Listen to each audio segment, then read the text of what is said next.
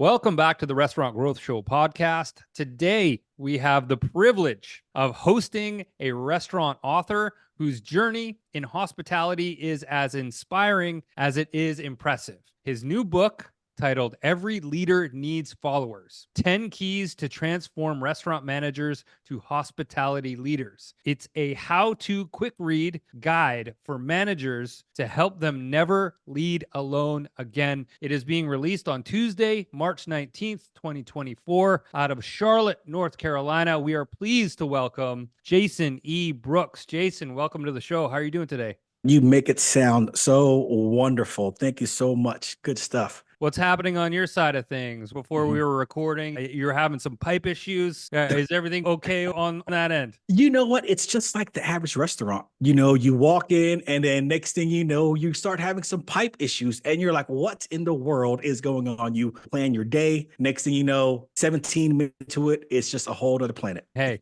you can't plan for this type of stuff, but that's life, No, you know? just got to roll with it. That's it. So, Jason, tell me a little bit about your background as a restaurateur, your experience. So what got you to the point of writing your book? And tell me a bit about you. Restaurant lifer, even though I'm a restaurant lifer, man, I fought it for so many years. Like most people, we get into this and we're like, I didn't go to school to get in restaurants. Or whenever I was little, I said, I want to be a fireman. You don't really know how good you are at doing restaurant business until you bump your head one day or your spouse or best friend tells you, why are you fighting this? You are good at what you do. And then that's when we say, you know what? I want to take this further. So I started out banging out dishes at the age of 15 at a mom and pop seafood restaurant in Fayetteville, North Carolina. I've been bar manager, service manager, a sous chef, cut 2 fingertips off from showing off some, brand new knives, staring at some pretty servers when I should be looking down at the calamari.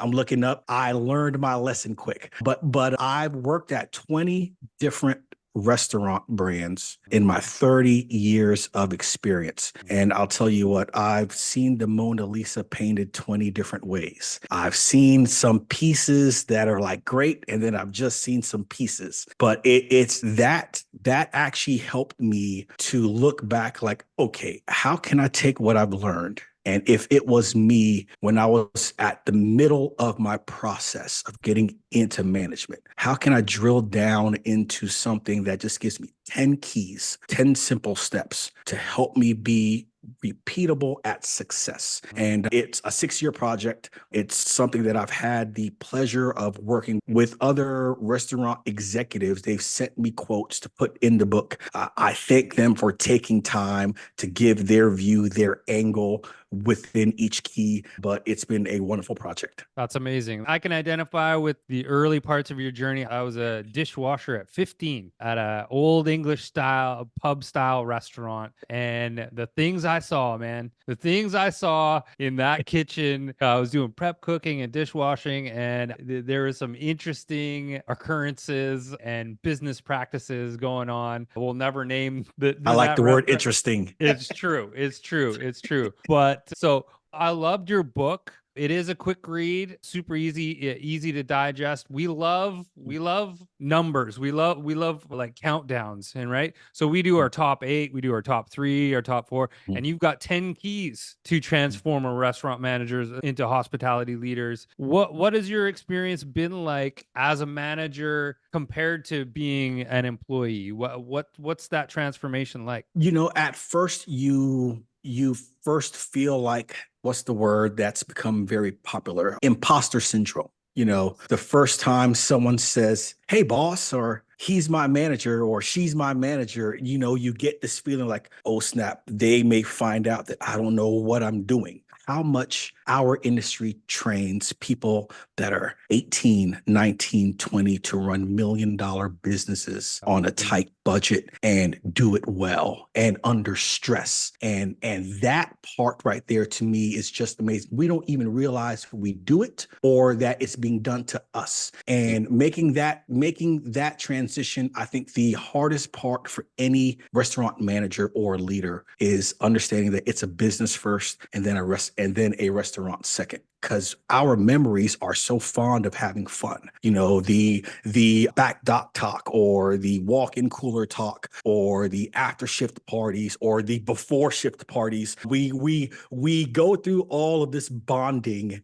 and we forget, once we get to a manager, sometimes it's a business first and then a restaurant second. Well said. There's nothing like the pressure-packed scenario of a kitchen during a rush. And if that doesn't teach a business person, no matter what industry you're in, if that doesn't teach you to be efficient and effective at your craft, at your job, in your department, wherever that may be, I don't know what can, because the pressure is real. The pressure is on. So we've got a special focus on the Restaurant Growth Show on technology. So I'm going to lead with more of a technology-based type of question here, Jason. Yep. How can restaurant leaders ensure effective data sharing, considering your observation that the data has to flow, be accessible, and be highly visible? What you're speaking to is my very first key in the book, which is master your KPIs. Master your KPIs is one of the basic foundations that a manager has to have in order for them to reach to the next level of a hospitality leader. Whenever we look at how can we use data, I think that both Crew app and 7 Shifts does it very well, using technology to help send out messages to the different teams, but making sure that the message is relevant to the team member's role. We can overshare easily. We do that a lot, not just in the hospitality industry, but in every industry. We can overshare, but finding ways of, if it's a goal for the shift, for the week, for the period, whether it's sales goals or seating times or greet times or recooks or waste tracking, finding ways to have your service manager, your bar manager, your kitchen manager put out the right message for the right focus through these apps to help drill your team back into what the focus should be for that day. Because we have a lot of things on our mind, whether manager or crew. We are thinking about bills, kids, spouse, doctor, and whenever you can get that ding, and they love to check that ding or that buzz to be able to say, okay, for my shift today, my goal is XYZ, but not just putting it on the general manager, having your bar manager or kitchen manager put those messages out to make it relevant for their teams prior to them coming in. That's how we can really get the data sharing dialed in. Absolutely. We talk about 7 Shifts all the time. Actually, we've mentioned them in several different episodes. We think they do a fantastic job. Jose? I was just thinking that when it comes to data sharing, and nowadays with technology, the restaurants have a lot of data that comes from just every tech stack that they have or acquire. What is the best way to overcome that fear of sharing data? As you discussed, like this issue of managers fearing the team knowing too much. I think that first, there's a few reasons why managers don't want to share data. First one is that they think that the team member doesn't want that much data, that they don't want that much info.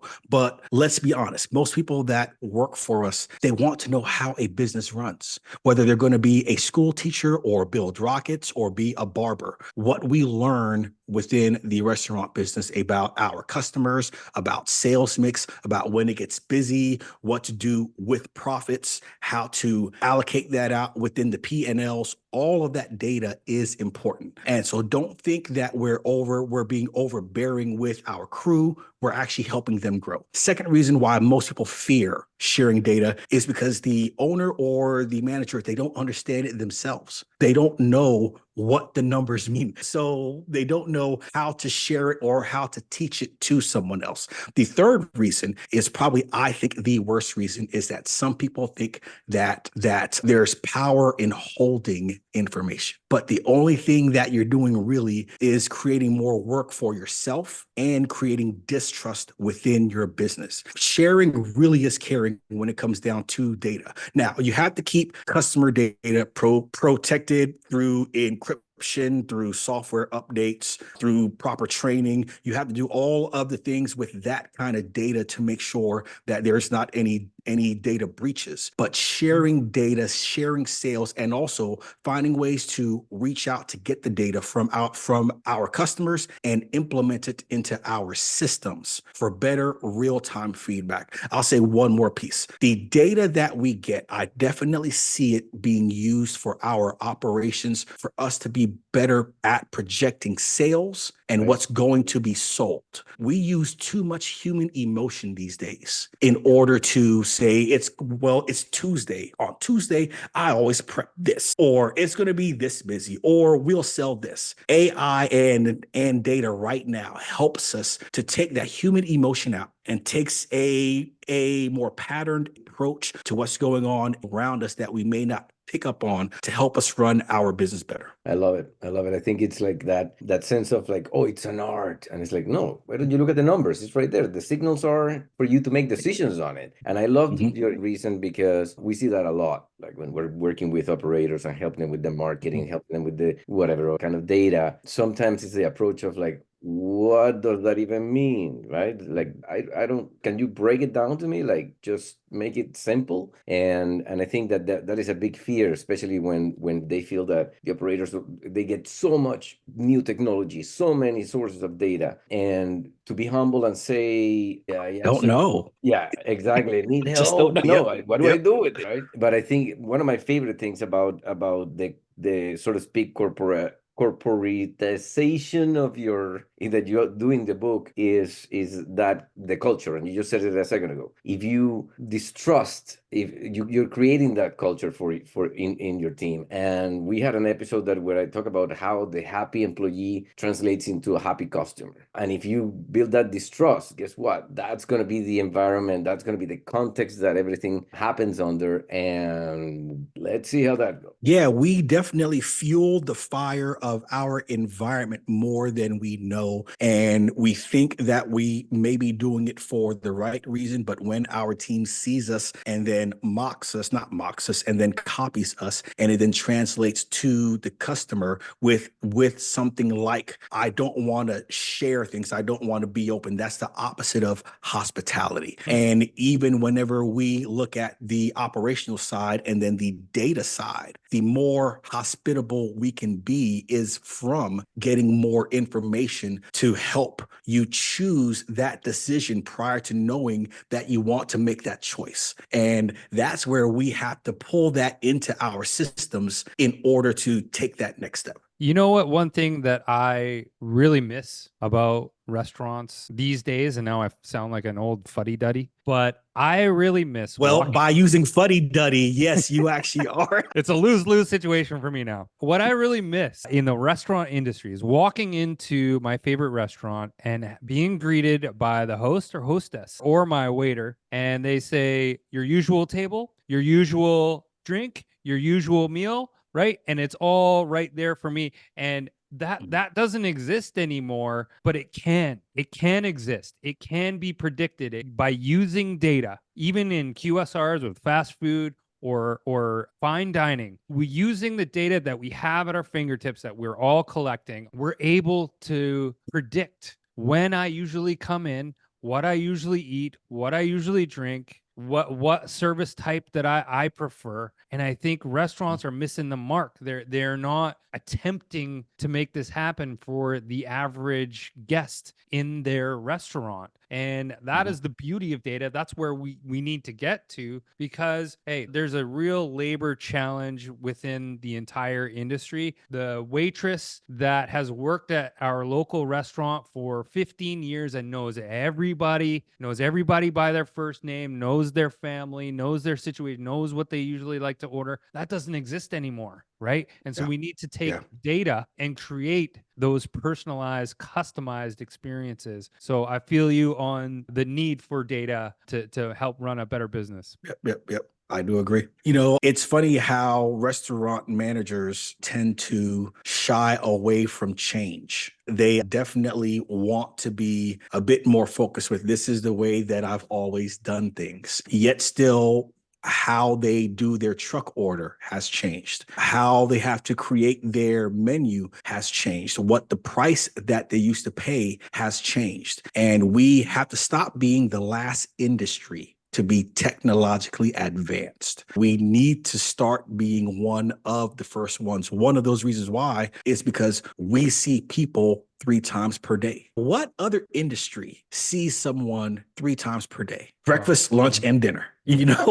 So we have to get ahead of these things and not shy away and be so old school and say, well, my restaurant will never use data or will never have an app because that's not my people. Well, when's the last time you called Domino's, waited for the phone to ring, got put on hold, finally placed your order, gave them your address? You didn't. You opened up the app and you ordered a pizza. So if they can do it, you can do it too. Oh, Exactly. The biggest example is it's online ordering before the pandemic. I mean, I was selling that. You get your app, get your system, your online system. People are going to use it. If you have it, they will definitely use it. It's convenient. And then the pandemic hit and it was, please help me, right? And it's like, Yep. you don't have to wait for a pandemic to adopt new No. technologies and to learn something new, to change the systems or to implement something that is trying to help you. I want to Yeah, shift. Sorry, Jose, go Go ahead. ahead. No, go ahead. No, just thinking that the resistance is huge. Yeah, it's true. Yep. I want to shift gears a little bit here and come back to the leadership aspect of management within the restaurant. Jason, could you highlight some key steps for effective one-on-one restaurant meetings, especially considering the importance of a two-way dialogue? This is very controversial. And I say this because within the environment, we tend to think that I'm always talking to my people. Why do I need to do a one-on-one? Well, you're always talking to your people, dumping on them the things you want to dump on them. When do you create time for them to let you know what's going on their mind? So that's where one-on-ones are the most important. There's 6 simple steps for someone to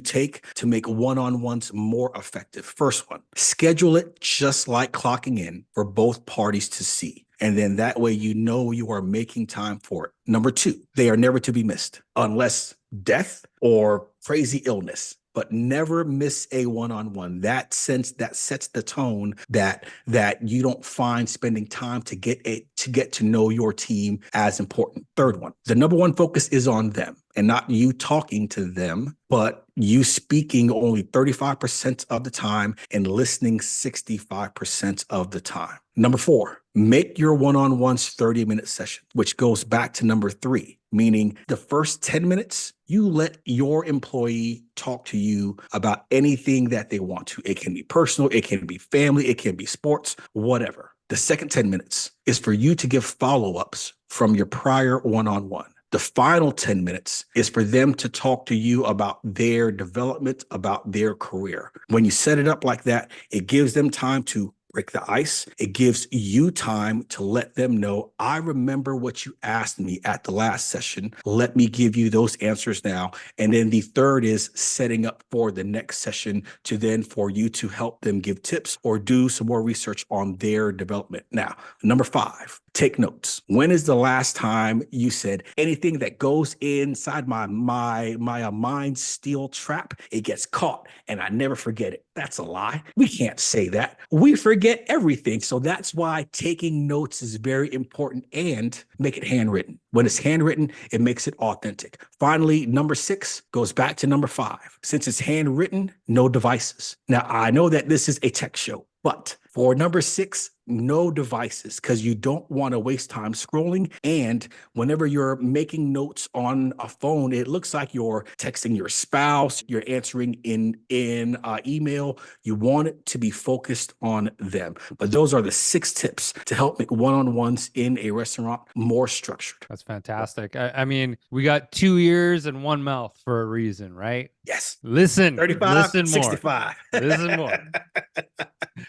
Jose? In your P4 model, okay, you stress purpose in meetings. And I love the concept of purpose because it creates a context results are, or context, purpose, results. Can you expand on its significance for restaurant leaders? Well, purpose in meetings, I think that, and purpose in restaurant leadership first. The purpose in restaurant leadership is for us to leave them better than when we found them, whether they're with us for 1 day, 1 week, 10 years. That the purpose for us being leaders is to leave the people better than when they first crossed out our paths or that we hired them. Now, the purpose in a meeting is to make a decision that wouldn't have been made unless that group of people sat down at that table.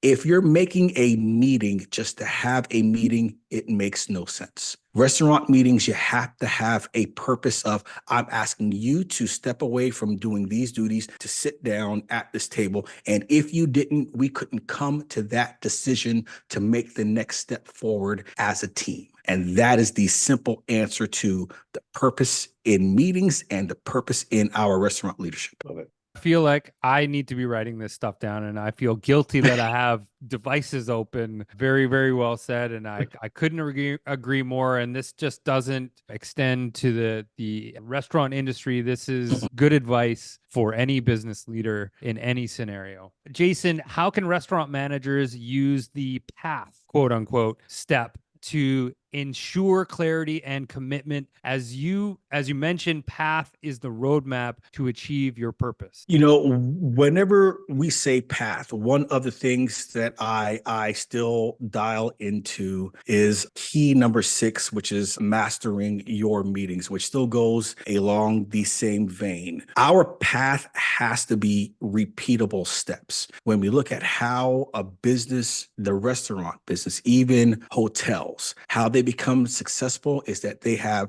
repeatable steps that people can view as almost a culture. Whenever we can create a clear path for our team, that means that we are always reviewing the same things in the same order so they can know what to expect. I like to always think about big rocks. Now, we've all heard of big rocks, but I like to propose a new acronym called BIG, not because I like the rapper, but BIG, as be believable, that whatever goals you have, they have to be believable. I, intentional, meaning that you have to be putting effort behind these goals. And then G, grounded. Grounded meaning that if we weren't doing this as a business, we would not be successful. So big rocks helps to create the path of what we cover every single time to help get clear about what our focus should be. So you make your 3 to 4 big rocks. Then after that is your whirlwind items. We've also heard of the term whirlwind. It's all of the things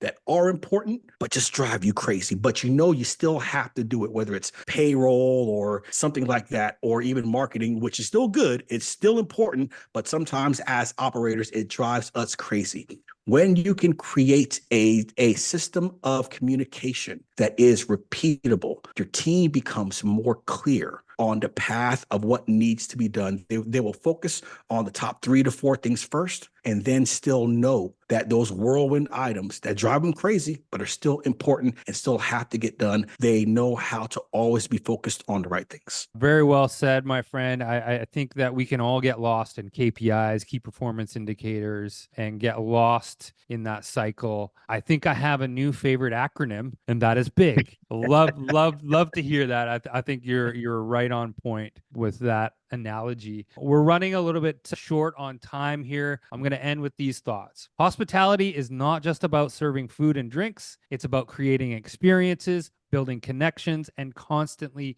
evolving. So keep pushing boundaries and stay curious. Jason, now's your time to plug away. Where can restaurateurs connect with you? What's your platform of choice? They can get to me online, get at me online, jasonebrooks.com. And my new book, you can find it at jasonebrooks.com/every leader. It is on Amazon. Search for Every Leader Needs Followers. The book is dropping in March while I am at the Bar and Restaurant Expo on stage. So it's going to be big. And one more thing. I'm actually my goal, my mission is to put this book in the hands of 10,000 food service workers. And I'm going to do that through a partnership with Giving Kitchen.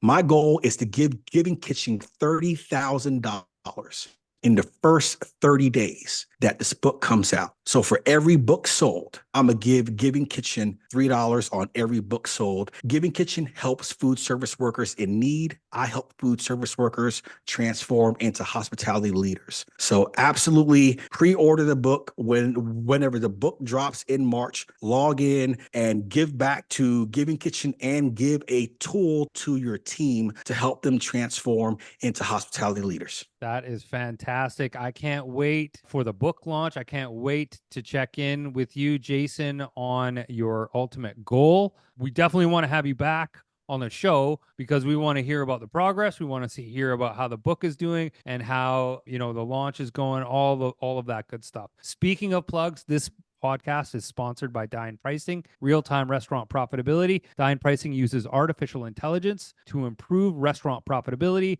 by dynamically updating menus across digital channels like Uber Eats, DoorDash, and Grubhub. That is all the time we have for this episode. Thanks again to Jason Brooks for joining us. That was a fantastic Thank episode. you, Jose. Thank you, Gordon. I feel incredibly motivated. I want to go out and accomplish something right now. I'm super energized, Jason. Let's do it. Let's go, man. Let's go. I'm saying that's all the time we have for today's episode. Until next week, say goodbye, Jose. Goodbye, Jose. That was amazing, Jason. Thank you so much. Thank you.